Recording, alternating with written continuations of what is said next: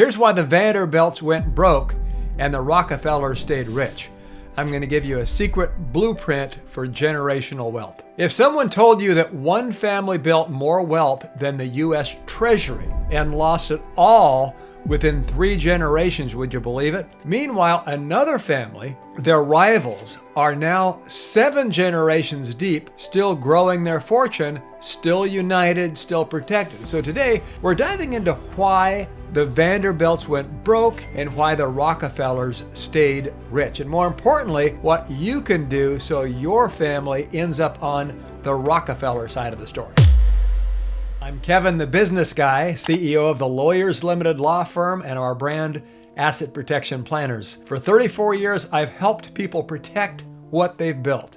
We're the largest firm in the nation that specializes exclusively in asset protection, and we also help with estate planning to build generational wealth. So stick around because I'm going to show you exactly how one family lost a billion-dollar dynasty while another built a structure that's still paying heirs a century later. Let's start with a man they called the Commodore. Cornelius Vanderbilt was a tough, self-made shipping tycoon. He started with a $100 loan from his parents, about $2,800 today, and turned it into one of the largest fortunes America had ever seen. By the time he died in 1877, he was worth around $105 million, more than the U.S. Treasury held in cash at that time. That's over $2.5 billion today. But here's the catch. Cornelius didn't believe in structure. He believed in family loyalty. He told his eldest son, William Henry Vanderbilt, keep the money together. The problem? He didn't make it legally binding. No trust, no governance, just a wish and a handshake across generations. Now, William Henry did double the estate in just 9 years. He was smart,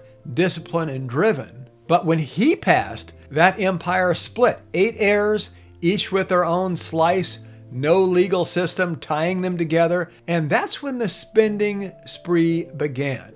They bought mansions up and down Fifth Avenue, 10 homes in Manhattan. Cornelius II built the Breakers, a Rhode Island palace with 70 rooms, parties so extravagant they made the Great Gatsby look like a quiet dinner party. And within a generation, they were the symbol of excess. And within 3, they were broke. So how does a family go from more money than the U.S. Treasury to 0 millionaires left by the 1970s? Let's find out. Now, when William Henry's children inherited the money, the cracks were already forming. There was no trust, no unified plan, no legal mechanism to stop the dilution. Each child got their own share outright. Some invested in art, some built estates, some partied until dawn. Cornelius Vanderbilt II, he built the most expensive home ever on Manhattan Island. Reginald Vanderbilt, his grandson, was a playboy who gambled and drank away his inheritance, even losing $70,000 in one night, which today is close to $1.2 million. So by 1973, when the Vanderbilt family had a reunion, 120 relatives showed up. Not one of them was a millionaire, not one. And the reason? They treated their fortune like a wallet instead of a system. So there was no trust to enforce discipline, no asset protection to guard against lawsuits or divorce, no insurance strategy to replenish the wealth. Every generation drained the account until the well ran dry. And if you're thinking, well, that was the 1800s, that can't happen today. Hey, I see it happen every year from my vantage point. We get calls from people who built multi-million-dollar businesses, real estate portfolios, entire investment empires, and one lawsuit, one divorce, or one estate dispute tears it apart. It's the same story, modern version. The only difference is you can see the warning signs coming if you're paying attention. So why did the Rockefellers, who had just as much money and just as many potential heirs, not only survive, but thrive through the same generations? Well, let's open that vault. Now, John D. Rockefeller was the founder of Standard Oil. He became the world's first billionaire in 1916. Same area, same country, same opportunity. But unlike the Vanderbilts, he understood something deeper than money: structure, outlasts personality. So when he set up his wealth, he didn't just pass out checks, he built trusts, legal entities that control how the wealth moved, how it's used, and who gets access, generation after generation. So each Rockefeller descendant has access to trust benefits under strict criteria: education, health, business investment, and charitable giving. They don't own the assets, they use them under the terms of the trust. And that one detail made the difference between 3 generations of decline and 7 generations of growth.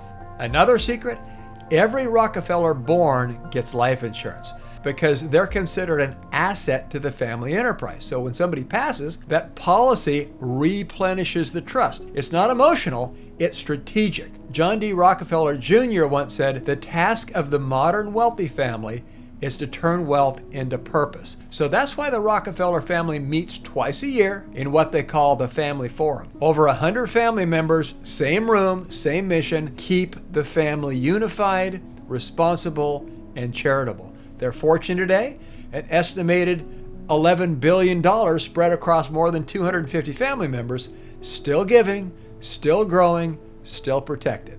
So how can you sitting here today use that same formula without being a billionaire oil baron? You don't need oil money, you need structure.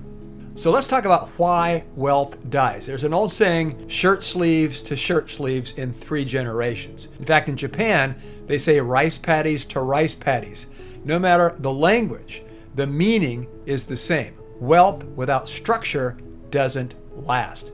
Taxes, lawsuits, divorces, entitlement, they're the termites of family wealth. One lawsuit can take down an empire. One bad marriage can cost you half your legacy. One untrained heir can burn through millions before you finish breakfast. So that's why I always say wealth creation is exciting, but wealth preservation is strategic. In fact, I've seen clients who've built incredible businesses, yet had everything exposed, properties in their own names, accounts visible, no legal firewall. One client, we'll call him David, owned over $12 million in real estate. Now he thought insurance and LLCs were enough. And then came one injury lawsuit on a property. The plaintiff's attorney went straight for his personal holdings, and within a year, David was forced to sell multiple properties just to settle. Now, if he had structured those assets inside a properly funded offshore trust with an LLC layer, he'd still own every property today. So the lesson?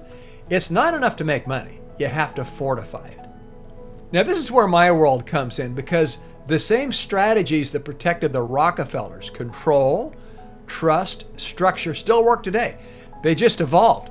And here's how we do it for clients at Asset Protection Planners. We start with a Cook Islands Trust. That's the legal gold standard of asset protection. So inside the trust, we set up a Cook Islands LLC. So this purple box, this represents the trust. And inside that trust, we put a Cook Islands LLC.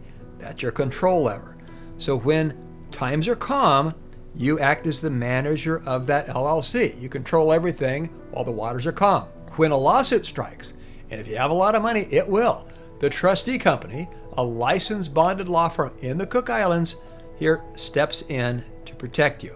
Now, they are outside the U.S. jurisdiction, which means no U.S. judge can compel them to hand over your assets. That's the firewall. So you're not hiding money, you're structuring it where U.S. lawsuits can't reach, because that's the biggest threat to wealth is lawsuits, and a lawsuit can take everything that you have. And just like the Rockefellers insurance model, many clients add life insurance inside the trust. So when they're gone, the trust gets replenished. That way, the family never starts from zero. In fact, we've structured this for clients across the U.S., doctors, entrepreneurs, real estate investors, even celebrities. But the principle is always the same. Control when safe, protect when threatened. And that's how real dynasties are built. Not on how much you make, but on how long you can keep it. So if you're watching this and wondering, how do I make sure I'm not the next Vanderbilt? Go to assetprotectionplanners.com. You can get a whole lot of free information there. And that's where we'll help you set up the structure. The same type of trust we built for thousands of clients over the last 3 decades. So don't wait until a lawsuit forces you to learn this lesson the hard way, like the Vanderbilts did and lost everything. Okay, so let's talk about building a dynasty. Now, the truth is, wealth without protection is just money on borrowed time. Every generation will face new threats, new taxes, new laws, new risks, but structure outlasts every storm. The Rockefellers didn't keep wealth by luck. They kept it by law. And when you set up a proper asset protection trust, you're not just protecting your balance sheet, you're protecting your family's future behavior. You're teaching discipline. You're removing temptation. You're making it easier for your kid to succeed and harder for them to fail. So if you're a business owner, investor, or professional with assets in your name, you've already done the hard part. Now it's time to do the smart part and create the structure. Write the rules and make sure that a century from now, your family's story sounds a lot more like the Rockefellers and a lot less like the Vanderbilts. Now, when Cornelius Vanderbilt died, he told his son, "Any fool can make a fortune. It takes a man of brains to hold on to it." And he was right, but he didn't leave the system that made that happen. Rockefeller did, and his family's still reaping the rewards. So here's my question to you. When you're gone, will your wealth protect your family or destroy them? Because one day, your name will be a story too, and you get to decide how it ends. I'm Kevin, the business guy, the CEO of the Lawyers Limited Law Firm and our brand Asset Protection Planners. And for 34 years, I've helped people just like you secure what they've built and sleep better knowing it's protected. So if you're ready to build your family's Rockefeller plan, visit assetprotectionplanners.com and protect it before it's gone.